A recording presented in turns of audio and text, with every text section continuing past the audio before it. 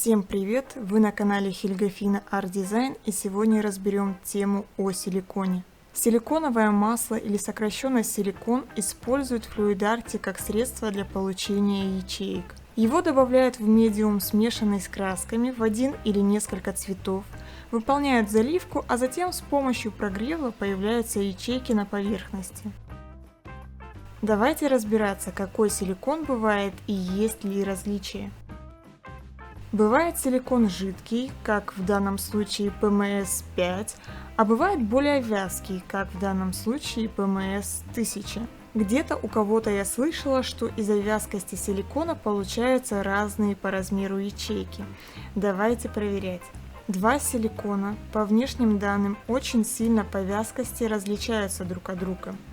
В эксперименте я разделяю полотно на две части и сделаю заливку с жидким силиконом с правой стороны, а с вязким силиконом с левой стороны, чтобы наглядно было видно различие. На данном этапе видно некоторые отличия. Там, где вязкий силикон, еще даже без прогрева выступило несколько крупных пятен. Это крупные капли силикона вышли на поверхность.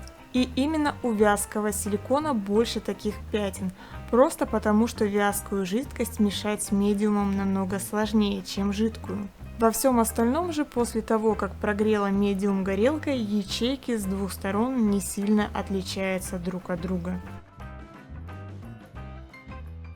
Также силикон бывает в разных упаковках. Есть те, что дозируются и разливаются в каплях, а есть такие, что распыляются, как дезодорант.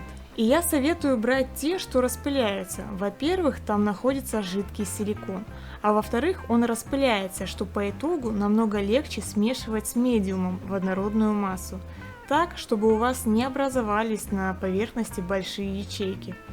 Конечно, если вы не хотите, чтобы они у вас были. А теперь рассмотрим разные способы работы с силиконом. Во всех работах я использую медиум с акриловым лаком, о котором я рассказывала в видео номер 29 про медиумы. Он там указан под названием медиум номер 2. В первых двух работах я добавляю силикон только в один цвет, по 3-5 капель в голубой цвет, и тщательно перемешиваю медиум. Медиум с силиконом необходимо хорошо перемешать, чтобы не создавались огромные ячейки. Формирую заливку и прогреваю горелкой. Если у вас нет горелки или вы боитесь открытого огня, то можно использовать строительный фен. Он хорошо прогревает, из-за чего появляются ячейки, при этом не сильно дует сам фен. Можно, конечно, попробовать обычным феном, но скорее всего у вас просто сдует медиум с холста. Здесь можно делать только на свой страх и риск. В итоге видно, что хоть силикон был только в голубом цвете, ячейки есть и серые, и даже синие, потому что в стакане цвета все-таки смешиваются. Да и силикон пробивается через разные слои, вытягивая за собой другие цвета. Со временем ячейки увеличиваются в размере, если для них остаются места. Работа в целом получилась аккуратной. Вторую работу делаю из тех же материалов, где силикон находится только в голубом цвете. При этом заливку я делаю чуть сложнее. И прогреваю горелкой я лишь 40% холста, чтобы посмотреть, проявляются ли ячейки в местах, где не проходим горелкой. По итогу видно, что ячейки немного увеличились в размере. Вылезли ячейки разных цветов. Ячейки только там, где я проходила горелкой. Без прогрева вылезло может только несколько ячеек. А это значит, что можно контролировать рисунок по своему усмотрению. Далее я сделаю еще две аналогичные работы, но в этот раз силикон добавляем во все цвета по 3-5 капель и тщательно перемешиваем. Также в стакан вливаю все цвета по нескольку раз в хаотичном порядке и выливаю на холст, распределяю медиум и прогреваю весь холст горелкой.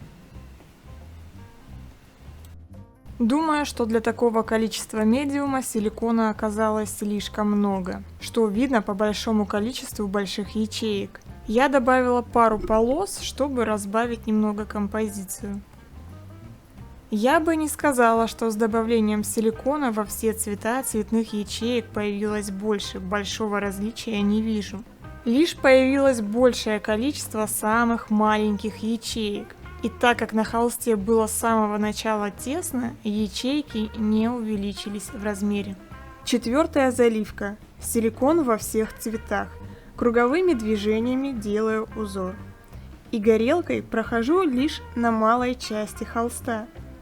И опять ячейки в основном появились лишь там, где я прогревала медиум, и в тех местах, где были большие капли силикона, что вышли на поверхность. Даже с большим количеством силикона можно контролировать места появления ячеек.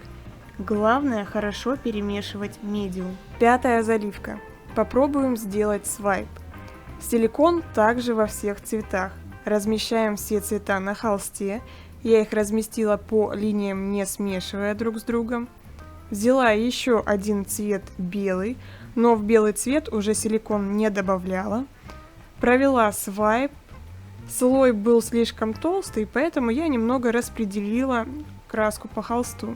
А затем прошлась с горелкой. Вот такой свайп в итоге получился. Я, конечно, не в диком восторге, но думаю, если подобрать другие цвета, может будет и лучше. Часто задаваемый вопрос – это отличается ли свайп с силиконом и свайп с активатором? Я считаю, что очень отличается, и это прям как небо и земля. Просто посмотрите на эти две работы. Первая работа, что была сделана с силиконом, и вторая работа сделана с активатором. Шестая заливка. Как рачительный хозяин всю краску, что сливалась с предыдущих работ, просто размещаю на холсте. А почему бы и нет? Кто сказал, что в творчестве нельзя использовать хаос? Просто было любопытно посмотреть, что получится. А получилось все тоже достаточно любопытно. А с другими цветами, может быть, было бы и намного интересней. Далее покажу работы из силикона, что я делала в основном в самом начале своего увлечения и для вашей мотивации.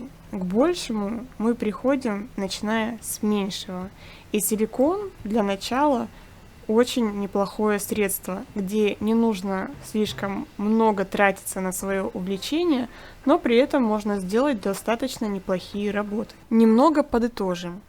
Лучше всего использовать жидкий силикон, а еще лучше с дозатором, как у дезодоранта. Таким образом силикон хорошо перемешивается, и у вас самопроизвольно не будут выступать огромные ячейки. Лично на мой вкус и с самим силиконом лучше не перебарщивать. По моему мнению, самая аккуратная работа получилась с наименьшим количеством самого силикона. И если вам понравилось видео, ставьте лайк. Ваши лайки помогают развитию канала, и я вам всегда безумно благодарна за это.